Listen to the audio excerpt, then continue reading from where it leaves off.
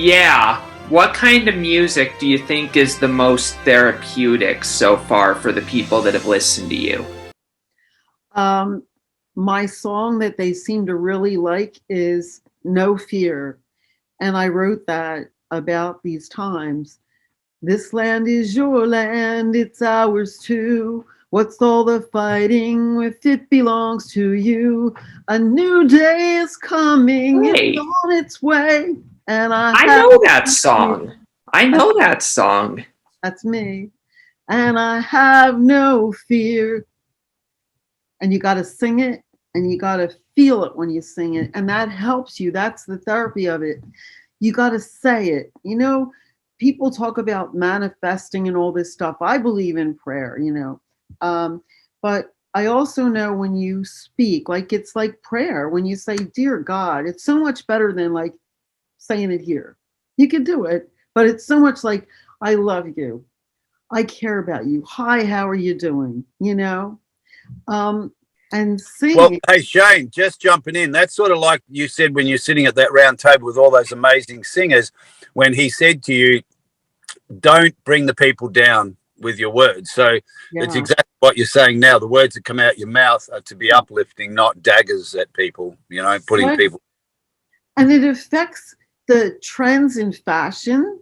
So when you sing about, like, I'm just going to use it as an example. I love her dearly. When Gaga would say, "Where's my little monsters?" And then you see the T-shirts with monsters, and then somebody's like, Grateful Dead, and you see the dead heads. I have no problems with these artists, but they have to understand, what message are you sending? You can be Grateful Dead, but are you grateful that you're dead? I mean, you have to think. Um, and I love all music, but you have to be careful because this is the world we're in. And it's very impressionable to kids. And I got so tired of the skulls and the crossbones. I'm so glad that phase is over. But that was leading up to this, by the way. And that's how things work in society. And then the fashion trends. I don't want to be some kind of a kinky freak that's got like a trend, like I have a spiked head, because in 10 years, that's going to be pretty bad. As you age, you look really stupid. Um, I just want to be me.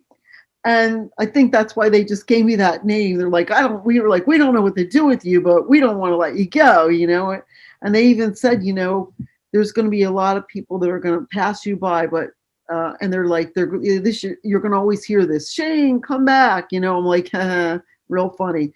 I was younger then. Now, I get it.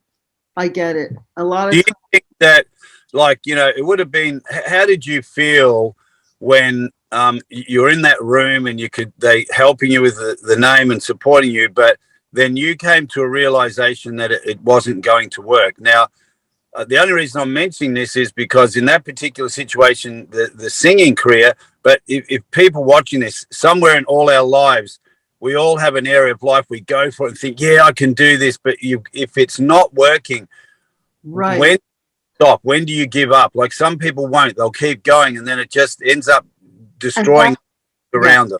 that's what I loved about being with the AGAC. They were so honest. Gaga, she had all, we didn't call her that, we called her by her other name, but she had the same lectures we did. And they all kept saying it's a crapshoot. You know, you can make it just because you sat on the train next to Barbara Streisand or somebody, and they kind of took a liking to you, or Elvis was writing a song for his mom, in this little place, and he's a big star. It's just like that. But you have to realize, is this hurting you or your family, or are you missing the joy in it? Mm. And it was about time, and I was so happy that somebody was on their way, and I watched from a distance, and I was like, oh, they're calling her Gaga. Like, is that like, that's like a slur? Because she's so really intelligent. Boy, can she play classical piano, and I'm like, that's me, my bag, where I actually learned to play and learned all these different textures and sounds and colors and music, and styles that help me with my music today and writing. But uh, yeah, and I stayed for a while, and then I just said to my sound man, I said, let's just go home. I'm not going to come back here anymore. I think I learned enough. I've got to like struggle. I'm delivering pizzas now. And I got this, IQ of, that's, unbelievable. And I had that great job with the government. And then here I am delivering pizzas and DJing. Well, I like that. I draw through the crowds but I couldn't hear them. Yeah, the tough thing, Jane, because in Hollywood, and whether it be an actor, singer, whatever creative arts you're in, there has to be a time where you have to be really honest with yourself.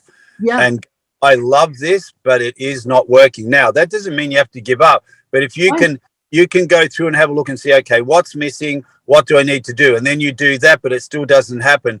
Then there may be that time you got to walk out and shut that door. And maybe you can keep doing it, but it's not going to happen the way you wanted to. And I think a lot of that in LA is, it's not a bad thing, but some people don't know when to not quit, but stop doing that and see if you're talented in something else in the industry that you're in, Look what happened to me.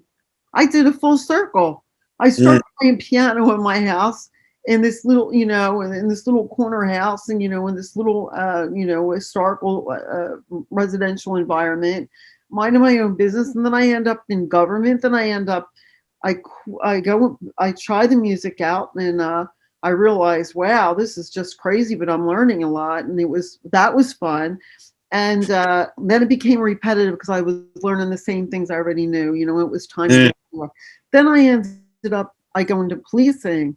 I'm like, what is this about? This is hell, because the inmates that I was supervising, they listened to me because I commanded the respect. I did my training the way I was supposed to, and that was the whole thing. Do your training the way you're supposed to, and you handle those units the way you're trained, and don't listen to those cops there. And I did, and then I ended up at Ground Zero, and then my therapy ends up taking me here and Ground Zero, knowing what was going on. Like, there's something I got to be able to do. I can't speak. They don't want me to talk. I'm lucky I'm alive. I'm going to sing. I'm going to sing this message to the world. Wake up. Yeah, and I end up in LA. That circle, the way it turns. It's a great story. I think Doug just mentioned we've only got a few minutes left, but but this is great because, like, I'm sure there's people listening to this that see themselves in that journey of all these different things you try, and they can lead somewhere else, or it can lead you right back to where you started.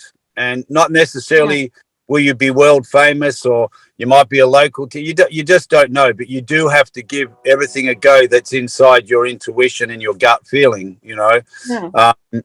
Like myself, I've been working as an actor for 33 years. There's times where I'm working all the time, and there's times where I'm not. But when I'm not, I'm doing something else. Like Doug and myself have 4 YouTube channels, which are amazing. We have Relentless. We have another one for people sharing their arts, people with disabilities. We have one for pro wrestling because I was a pro wrestler. We have one for train drivers to interview them because I was a train driver.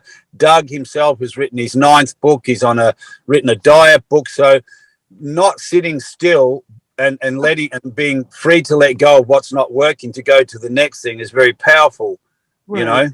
It just gives you strength not to be, oh, woe is me, that didn't work, what am I going to do now? Okay, it's sad, but move on and try something else.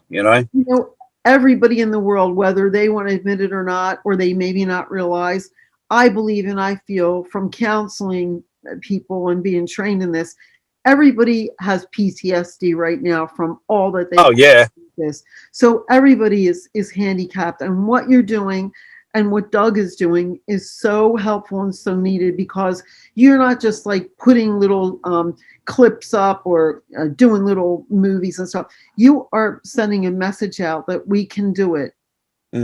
Relentless, unstoppable. I love it. And they have to be too. It's hard. It's really hard. And Doug will tell you the same. I'm sure he's got a couple of questions before we finish, but we're not experts. Like, some people, and that's okay. Like, some people have made comments, that wasn't very good. Like back in the early days, that was a bit boring. We go, yeah, it's cool. It was boring because we don't know what we're doing. We're just here doing it. I'm not saying for 1 minute that I'm an expert on podcasting. Yeah, put me in front of a camera when I'm acting and doing those amazing jobs I've been so blessed to have. Yeah, I love that. But this is not something Doug and me are trained. So we're happy to make a mess of it because we can laugh at ourselves. So, Yeah. I accept that people can criticize, and I don't mind that. Because we can just agree with them, go, heck, you're right. Hey, Doug, have you got a couple of questions before we finish, mate? I just have a little bit of a comment. Shane, you might be interested in a previous interview I did a couple years ago with the soundtrack composer of the DreamWorks movie about Joseph. I think it was Joseph, King of Dreams. And you probably heard, or you might have seen on my Facebook, but the other day I got recognized at a local coffee shop by a guy that saw the video, and he posed with a selfie with me. I just got chills because when you said that, that's like a Bible story, Joseph and the coat of many colors, and DreamWorks is a wonderful organization that put out fantastic movies and things that really are beautifully well done with good morals to the stories. I love this that you chimed in with that little piece. That was, and you know what? Look, well, the thing about Doug is, like, years ago he was sitting at home or going to school, dealing with being bullied. Excuse me. Had a terrible sugar addiction. I was going to say audition. A terrible sugar addiction. You can call it an audition if you want.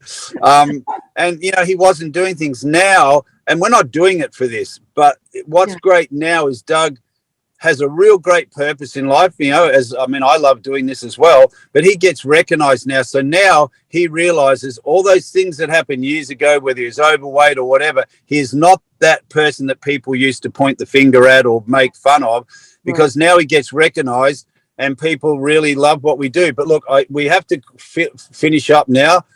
We've run out of time, but we're going to bring you back in a few weeks. And we really want to hear these stories like in depth, one at a time, Shane. right.